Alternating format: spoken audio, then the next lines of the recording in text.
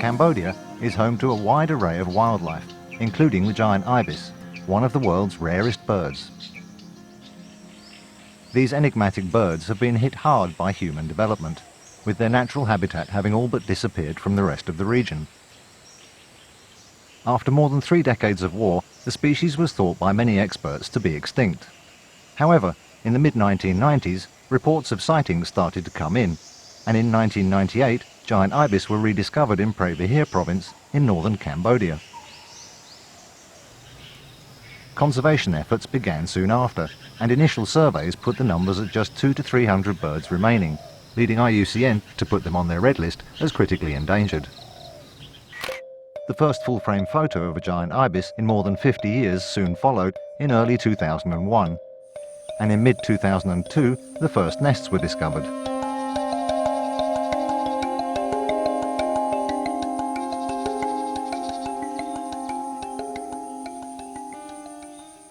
ចំពោះសត្វត្រយ៉ងយក្សគឺពីដើមឡើយគឺថាមានសម្បូរនៅក្នុង Southeast Asia តែម្ដងប៉ុន្តែប្រហែលឆ្នាំ 50 ឆ្នាំចុងក្រោយនេះគឺថាប្រភេទសត្វនេះត្រូវបានបាត់បង់នៅពីប្រទេសផ្សេងៗដូចជានៅប្រទេសឡាវឬក៏ប្រទេសវៀតណាមអីគឺថាស្ទើរតែផុតពូជអស់ហើយអញ្ចឹងបច្ចុប្បន្ននេះគឺមានតែនៅប្រទេសកម្ពុជាយើងគឺច្រើនជាងគេប្រហែលជា 80 ទៅ 90% នៅប្រទេសកម្ពុជាហើយមានមួយចំនួនទូចហ្នឹងនៅប្រទេសឡាវប្រភេទត្រយ៉ងយក្សគឺបានជ្រើសរើសជានិមិត្តរូបនៃសត្វស្លាបនៅក្នុងប្រទេសកម្ពុជានៅឆ្នាំ 2007 ហើយការជ្រើសរើសនេះគឺទៅផ្អែកទៅតាមលក្ខណៈជីវប្រវត្តិសាស្ត្រដែលផ្សារភ្ជាប់ជាមួយប្រពៃណីរបស់ប្រទេសខ្មែរផងដែរដូចជាឈ្មោះសត្វត្រយ៉ងយក្សហ្នឹងគេហៅថាឈ្មោះឪលើក ឪលើកហ្នឹងគឺជាឈ្មោះមួយដែលបានមកពីប្រជាជនដែលគាត់ឲ្យតែម្ដងដែលមានប្រវត្តិជារឿងនិទានហើយម្យ៉ាងទៀតគឺថាប្រភេទសត្វនេះគឺពេលដែលយើងដាក់ឈ្មោះហ្នឹងគឺប្រភេទសត្វនេះយើងគិតថាវាកម្រឬក៏ផុតពូជចឹងហើយបានជាយើងយកសត្វនេះមកដាក់ជានិមិត្តរូបនៃសត្វស្លាបនៅក្នុងប្រជាណាចក្រកម្ពុជាសត្វត្រយ៉ងគឺចំណីរបស់វាគឺមានអន្ទង់ នៅតាមតាពាំងហ្នឹងហើយកង្កែបហើយនឹងសត្វល្អិតនឹងវាអាចជួនកាលស៊ីប្រភេទសត្វពុះទូចៗដែលវាអាចស៊ីទៅបានអញ្ចឹងនេះជាចំណីរបស់វាហើយចំពោះរឿងទីជម្រកវិញគឺសត្វត្រយ៉ងនេះគឺចូលចិត្តរស់នៅក្នុងតំបន់ព្រៃល្បោះដែលសម្បូរទៅដោយត្រពាំងទូចដែលវាអាចរកចំណីបានហើយនឹងក៏រកនៅតាមវាលស្មៅផងដែរបាទ The current range of the giant ibis covers much of the north of Cambodia, where the last significant areas of this habitat still remain. This landscape changes dramatically from wet to dry season. In a matter of just a few weeks, lush green grass gives way to an arid, almost barren landscape. Fires soon sweep through the forest, clearing much of the grass and undergrowth, leaving a desolate scene.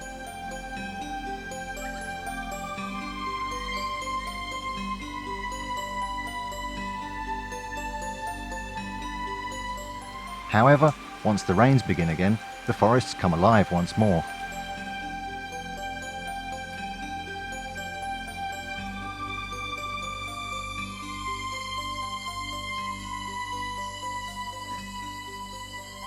The rainy season also signals the start of the breeding season for the giant ibis. សត្វត្រយ៉ងយក្សមានកូនចំនួន 2 ជួនកាលមានមួយផងដែរប៉ុន្តែវាមានភាពកម្រហើយកូនត្រយ៉ងយក្សនេះបន្ទាប់ពីញាស់ទៅគឺថាវាត្រូវប្រើពេល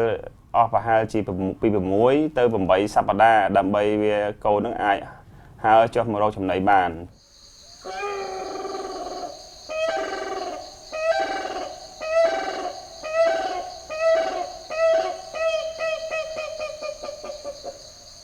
These rather prehistoric-looking birds generally choose the highest branches of the tallest trees to nest in, making observation difficult.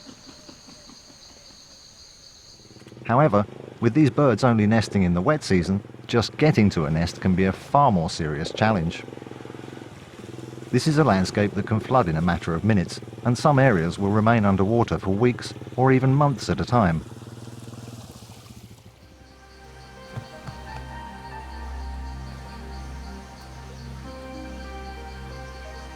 Once the chicks are large enough to move around the nest, their education begins in earnest.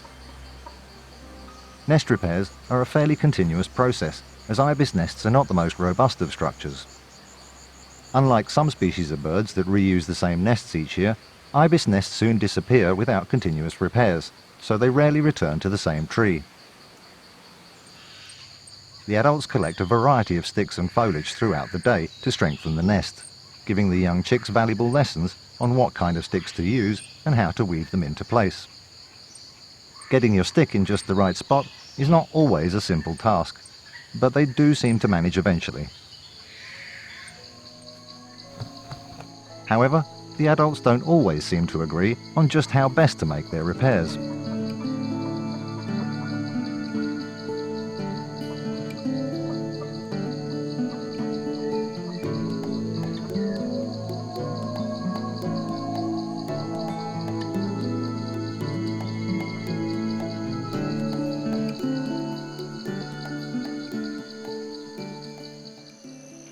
The adults work as a tag team, taking it in turns to feed, while the other remains to guard the nest.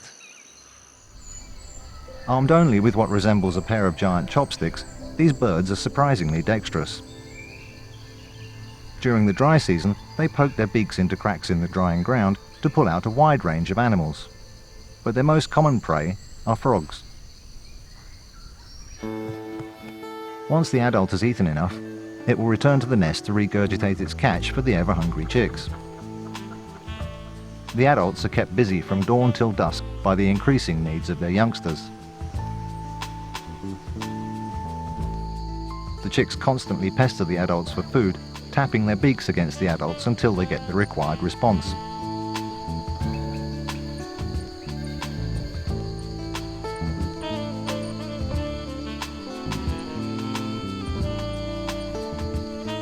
As the youngsters grow, they begin to test their wings, which is not the easiest thing to do in a small, somewhat rickety nest.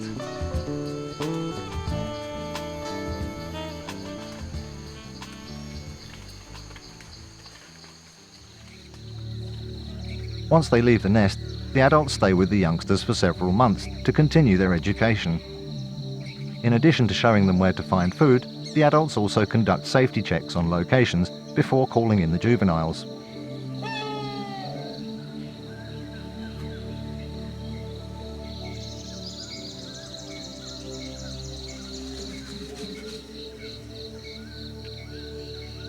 The family group can spend several hours feeding at one location before moving on.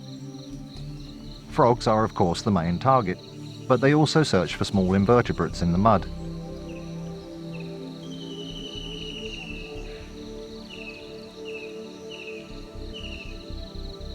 The adults are particularly jumpy while they're on the ground and are alert to the slightest noise or movement. Once spooked, they don't return in a hurry.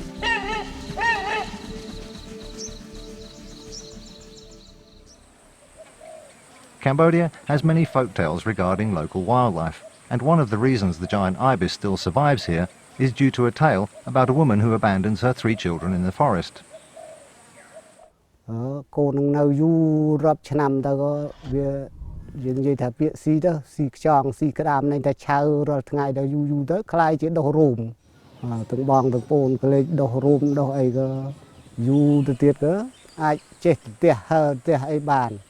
ពេលនេះអាម្ដាយនឹកឃើញកូនក៏ទៅលេងnóកើតជាសត្វដល់បាត់ហើយទៅហើទៅម្ដាយចិត្តរត់តាមក៏ស្លាប់ម្ដាយនៅទៅក្មេង3នាក់ហ្នឹងក៏ខ្លាចទៅជាសត្វឲ្យលើកនេះមិនចាស់បារាណទៅប្រាប់កូនប្រាប់ចៅថាបើឃើញឲ្យលើកកុំធ្វើបាបវាកុំបាញ់ឬក៏កុំហូបព្រោះសត្វហ្នឹងកើតមកពីមនុស្សទេបាទ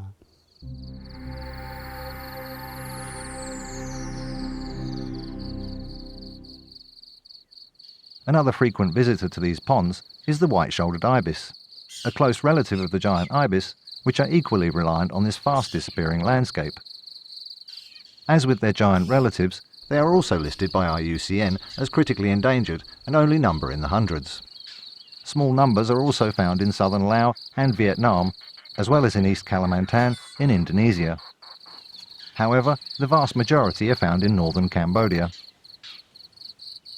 Early risers, this group arrives well before dawn. Unlike their more reclusive relatives, the white-shouldered ibis are often seen travelling in quite large groups. While they're generally fairly peaceful, squabbles do occasionally break out, with their long beaks being employed to great effect.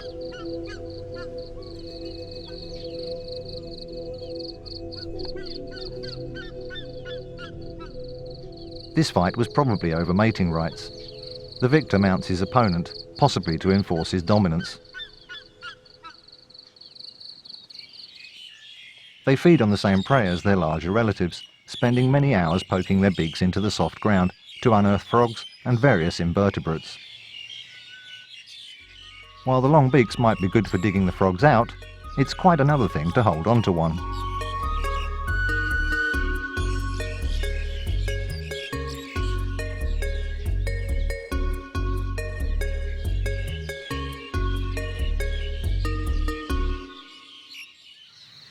Mating for the white-shouldered ibis is a fairly simple affair. The males take it in turns to present sticks to the female to inspect, presumably as an example of their prowess in nest building. With so much attention, the girls can afford to be picky, but in the end, the boy with the most impressive stick seems to get the girl. White-shouldered ibis can be found all across northern and eastern Cambodia. One of the most significant populations can be found at Tamak Bawi in Pre Bahir province, where they can be seen feeding with their giant relatives. However, Siem Pang in Stung Treng province is the real stronghold for the species, with almost half the world's current population found there. While these birds are incredibly rare elsewhere, the populations around Siem Pang and Tamak Bawi are relatively healthy, and there's every hope their numbers will increase in the future. The open forests across northern and eastern Cambodia are also home to a great many other species.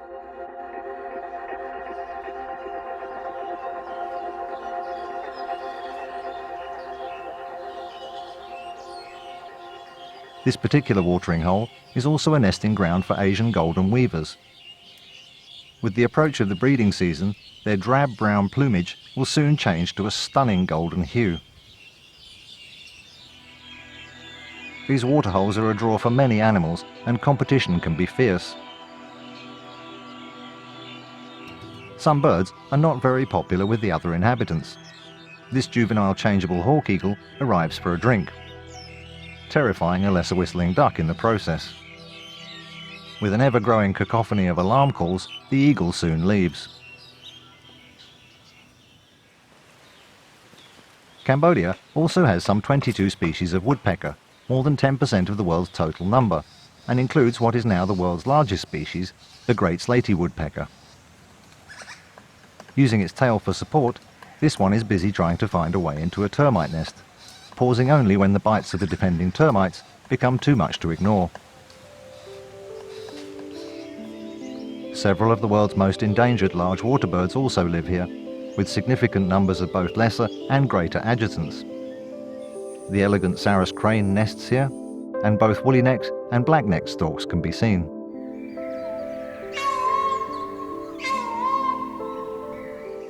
Another feathered inhabitant is what is without doubt Cambodia's most extravagant bird, the green peafowl, Indochina's answer to India's blue peacock. These stunningly beautiful birds are still sometimes hunted for their feathers, and sadly are no longer a common sight. Wild cattle like banteng and the enormous gaur can also be found here, as can the critically endangered Eld's deer. Elephants, once common in these forests, still exist in small numbers, but are rarely seen. Cambodia is also home to some 9 different species of primates, several of which can be seen in these open forests, such as pileated gibbons and the pig-tailed macaque, among others. However, It's the birds that are arguably the most significant inhabitants of this landscape.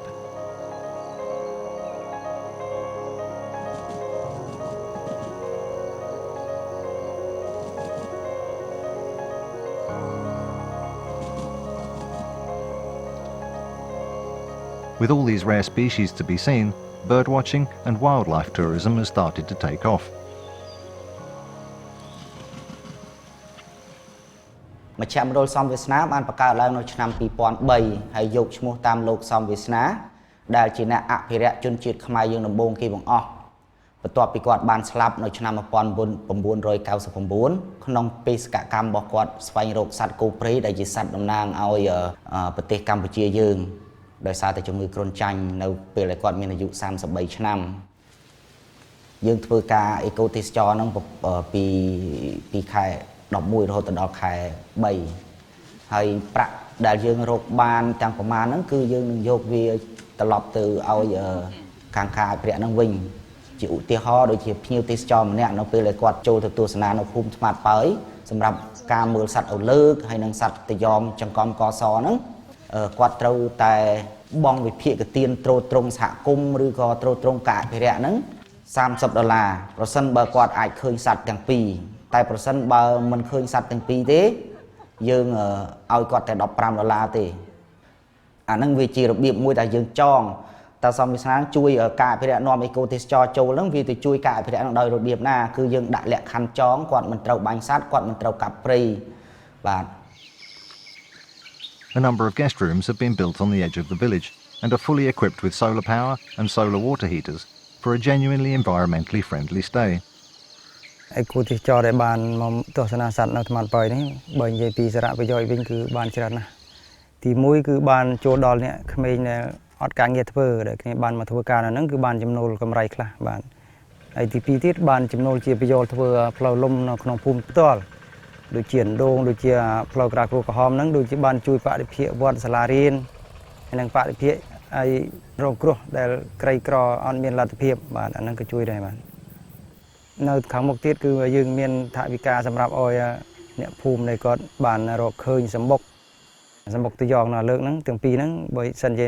បងប្អូនណាដែលរកឃើញយើងផ្ដល់ឲ្យគាត់យាម It's not just the villagers that benefit from tourism. ហើយនៅក្រៅពីនោះទៀតមជ្ឈមណ្ឌលសំវាសនាយើងអាចនឹងរកប្រាក់ចំណេញបានមួយចំនួនដែរសម្រាប់ផ្គត់ផ្គង់ខ្លួនឯងដោយយើងមិនពឹងផ្អែកទៅលើលុយផ្គត់ផ្គង់ពីជំនួយទៀតទេហើយប្រាក់ចំណេញនោះ 50% នៃប្រាក់ចំណេញមជ្ឈមណ្ឌលសំវាសនាយកទៅជួយខាងការអភិរក្សដូចជាថ្មីហ្នឹងឆ្នាំ 2013 ឆ្នាំ 2014 ហ្នឹងយើងបានជួយលុយប្រមាណជា$12,000 ក្នុងមួយឆ្នាំទៅផ្គត់ផ្គង់អាហារដ្ឋានថ្មាតនៅខាងព្រៃការពារព្រះវិហារដែលពីមុនមជ្ឈខាងអង្គការសមាគមអភិរក្សសត្វព្រៃឬក៏ WCS ហ្នឹងគាត់មានការពិបាកមែនទែនដើម្បីរកលុយនោះទៅផ្គត់ផ្គង់ព្រោះយើងត្រូវកាប់គោឲ្យថ្មាតហ្នឹងក្នុងមួយខែ 2 ដង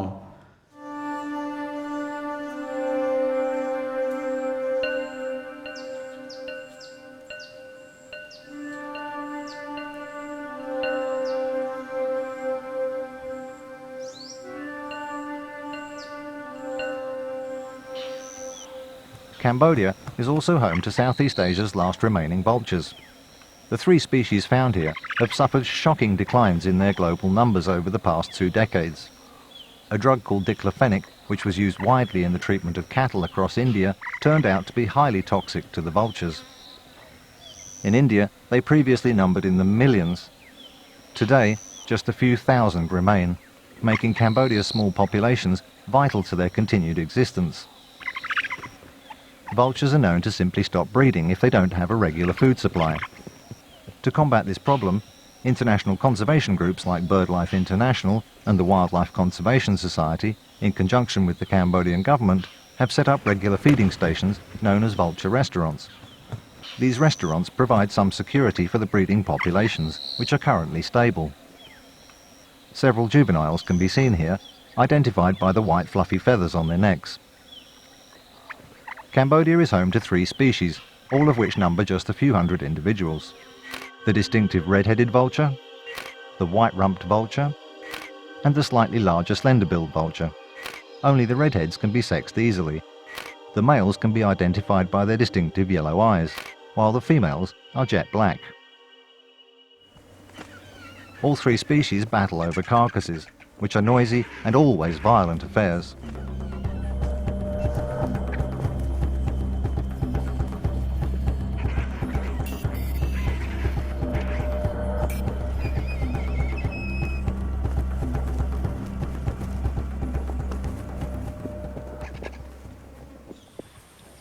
With Cambodia being the last stronghold of not just Southeast Asia's vultures, but also the giant ibis, it's important to understand what's driving their decline and what is being done to save these once relatively common species. ហើយចំពោះមូលហេតុនៃការបាត់បង់សំខាន់ជាងគេគឺការបាត់បង់ទីជម្រកការបាត់បង់ទីជម្រកនេះគឺមានពីរទី1ការបាត់បង់ទីជម្រកសម្រាប់ប្រភេទសត្វនេះដើររកស៊ីចំណីនៅតាមតាពាំងតាមវាលផ្សេងទី2គឺការបាត់បង់ទីជម្រកសម្រាប់វាពងកូនដូចជាដើមគឺប្រភេទដើមឈើដែលវាពងកូនដូចជាដើមត្រាចដើមត្បែងនៅក្នុងប្រទេសកម្ពុជាគឺថារាជរដ្ឋាភិបាលកម្ពុជាបានខិតខំប្រឹងប្រែងព្យាយាមធ្វើការអភិរក្សប្រភេទសត្វព្រៃគ្រប់ប្រភេទជាពិសេសហ្នឹងប្រភេទមានកម្រដូចជាត្រយងយក្សនេះគឺថាក្រុមការងារដែលសហការជាមួយអង្គការផ្សេងហ្នឹងបានខិតខំប្រឹងប្រែងធ្វើការស្រាវជ្រាវដើម្បីរកឲ្យឃើញនៅប្រភេទសត្វមានកម្រ With illegal logging and large-scale land clearance for economic land concessions destroying their habitat, projects like those at Samak Bawi and Siam Pang are becoming increasingly vital to the continued existence of the giant ibis and countless other species. At Siam Pang, BirdLife is working together with the Forestry Administration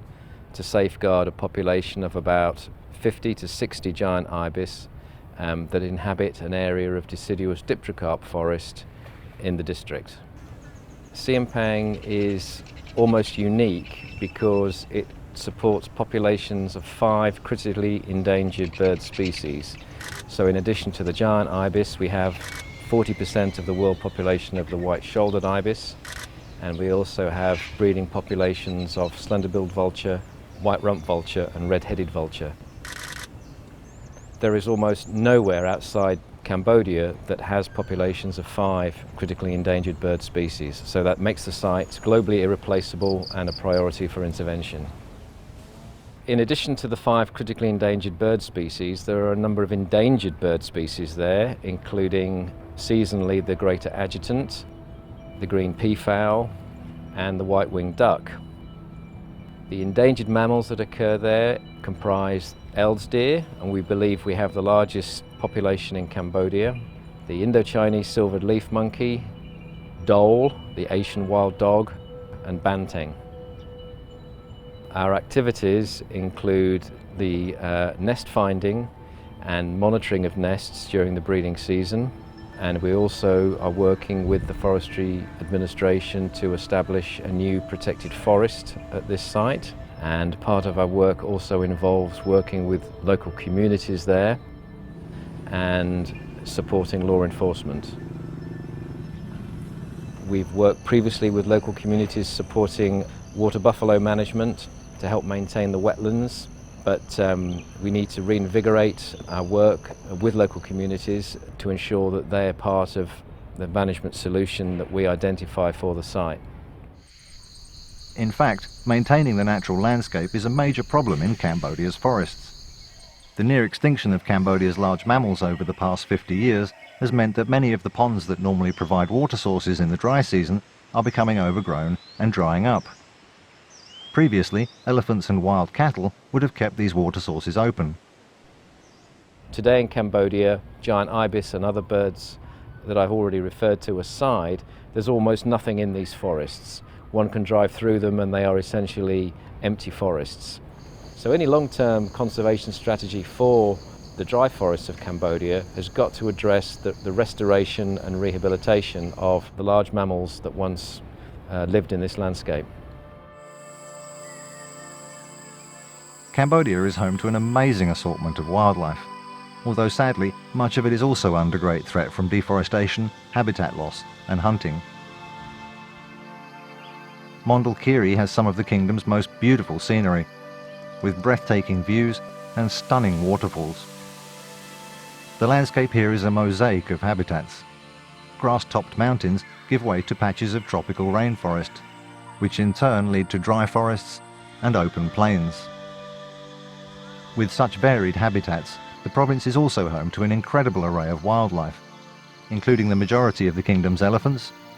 and numerous species of primates, such as the endemic Dut langur. Mondulkiri is an amazing location for birders too, and is also home to small numbers of giant ibis.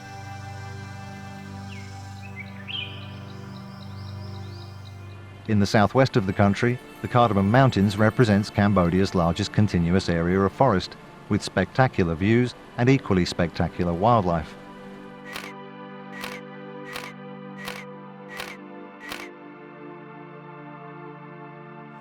These mountains are also one of the few places in the world where the Siamese crocodile can still be found. Elsewhere, the Mekong River is home to the rather odd-looking Irrawaddy dolphin.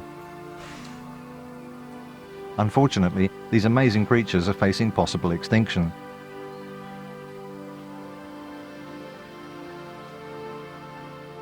Over the past decade, almost all of the calves appear to have died within weeks or months of being born, so their future looks very uncertain.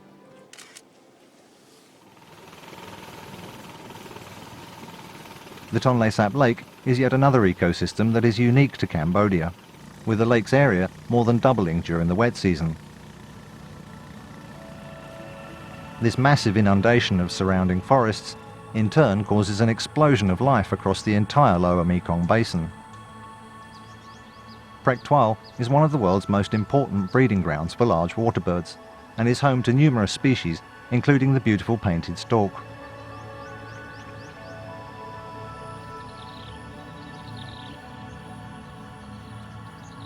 This one's using its wing to provide shade, helping it to see the fish hiding among the plants. The endangered oriental darter can be seen here too. Like their smaller relatives, the cormorant, they also dive underwater to catch their prey. Although sometimes things don't work out quite according to plan.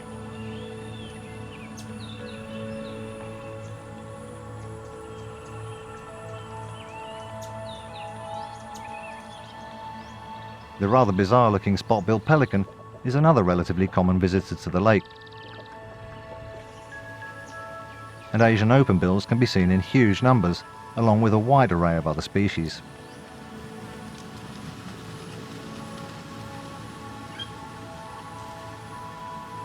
For birders, this place really is a paradise.